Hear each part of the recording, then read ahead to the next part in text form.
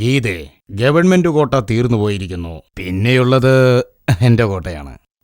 അല്ല, കോളേജ് കോട്ടയുടെ കാര്യമാ. ഒരു സീറ്റിന് 7 ലക്ഷമാണ് തീരുമാനിച്ചിരിക്കുന്നത്. 7 ലക്ഷോ? നിന്റെ അവസ്ഥ എനിക്ക് മനസ്സിലാക്കാൻ കഴിയുന്നുണ്ട്. 98% എടുത്തിട്ടുമുണ്ട്. ഇതുപോലെ നല്ലപോലെ പഠിക്കുന്ന പിള്ളേരെ എനിക്ക് വിടാനും മനസ്സില്ല. സർ, പ്ലീസ് സാർ, എങ്ങനെങ്കിലും ഒരു സീറ്റ് വാങ്ങി തരണം സാർ. എല്ലാം സാറിന്റെ കയ്യിലാ ഉള്ളത്. കാര്യങ്ങളെല്ലാം മനസ്സിലാക്കി. നീ ഭയങ്കര ബുദ്ധിമതിയാ. എല്ലാം എന്റെ കയ്യിലാ. ദേ പിന്നെ, നീ 7 ലക്ഷം ഒന്നും തരണ്ട. ഫീസ് അടയ്ക്കുകയും വേണ്ട. എന്നാലൊരു കാര്യം ചെയ്യണം. എനിക്കൊരു ഗസ്റ്റ് ഹൗസ് ഉണ്ട്.